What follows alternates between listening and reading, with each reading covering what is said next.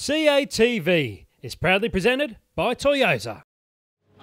Peter, the Proteas have lost Ryan McLaren after that blow from Mitch. Do you expect Wayne Parnell to come in, or what expectations do you have?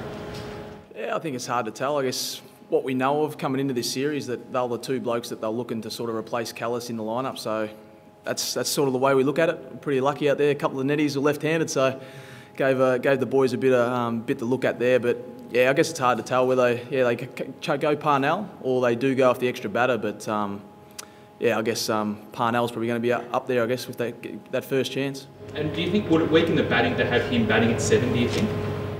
I don't know. I don't really know much about his batting, actually. I guess we'll have to look into that if he's going to come in. But yeah, I'm not sure. It's hard to say. We'll have to wait and find out. I need to see some footage before I can judge his batting. Just on McLaren, how does it feel as a fast bowler when you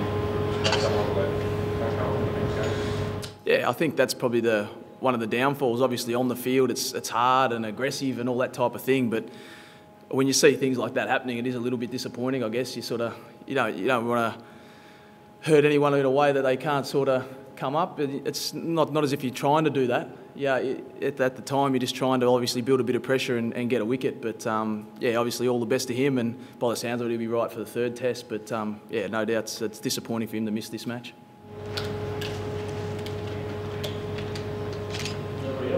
Thanks, Peter. When Mitch is firing like that, does that make you change the way you bowl in any way? You just stick to your plan?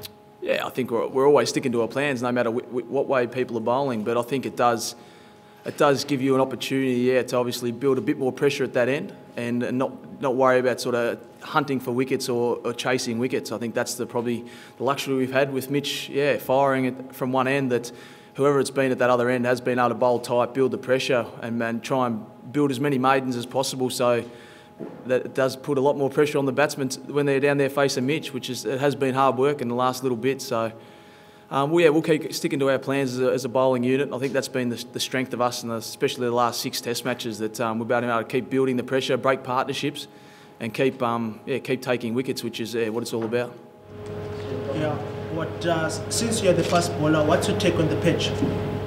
Yeah, I guess it's hard to say at the moment. The pitch changed so much in Centurion, but from a few days out to the morning of. So I guess just have to wait and see. It's still a bit thick and thatchy, the grass. So I guess there's probably going to be a few more cuts, and it's a bit windy and a bit of dry heat out there. So it's probably going to dry out a bit. It's probably going to break up by the end of the test. So I can't see it being a lot different to Centurion, really.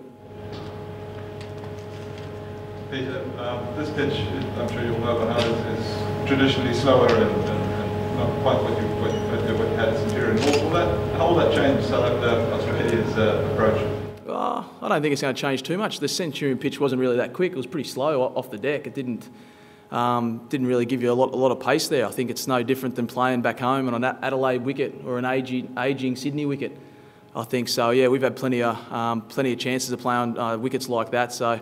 We've got our plans. We know what we want to do to each batsman. I think obviously the field placements will probably come into play on the slower wickets. That's usually the key, where you generate your wickets there rather than sort of blasting teams out, getting caught behinds and bowled. So it's we'll make sure we'll do a little bit more investigating on a few players, work out where we want to position some fielders. But yeah, we know our plans can work, and I think that's been the big thing the last probably 6 months, that we've been able to create good plans for opposition players, and we've been able to execute that as a bowling unit, and that's what we're looking to do here, and just keep trying to build the pressure on them. As a bowler, how do you feel when an opening batsman's running around pretending he can bowl seam?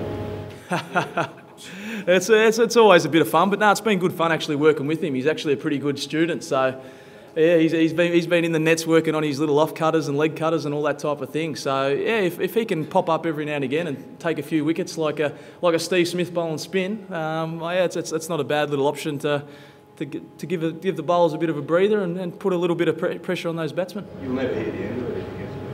Nah, that's all right. We've sort of got used to Davey and how he has a bit of fun out there and joke around, and always likes to hang it on us. So it's we'll be looking forward to him taking that first wicket with the medium pace. I think he'll live off that for a very long time. Peter, Watto still didn't bowl, had a few sprints out there, but looks still short of a gallop? Yeah, I guess so. Yeah, we still don't know much about it. We don't even know much about it. He's batting well. He's moving well when he's batting and all that type of thing. I don't know when his next bowl is. So we'll just have to wait and see. But yeah, got another training session tomorrow and see what happens there. We'll all get ready and prepare as we normally do for a test match. And I think, as we know, for an Australian side, everyone's got to be prepared to play. And I think that's been the best thing about us in the last probably couple of years, that everyone's been able to prepare well before test matches, no matter if they're in the 11 or 12 or outside of it. That everyone's preparing like they're going to play and pushing each other as hard as they can. Thanks, mate. Peter, your manager was saying yesterday that you guys have got traditionally good memories of Port Elizabeth. Is it good to be back on the coast?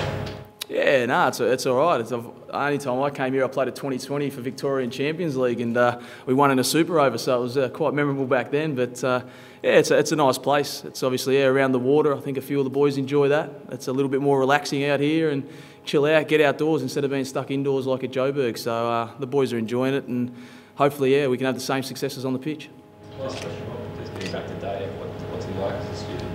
Yeah, no, he's actually all right. He listens, and that's probably the big thing. He does like to have a joke around, but I think he's pretty switched on, and he likes to work hard and sort of perfect anything he has a crack at. And I think that's what he's trying to do with the bowling at the moment. And yeah, he used to bowl a bit of leg spin, but he got to England last year and thought the green wickets he needed to bowl mediums, so he started bowling mediums, and they're coming out all right. He didn't do too bad the other day, so like I said, it's probably going to affect us more when he does take that first wicket and he starts gloating about it and getting into us. So we'll have to wait until that day.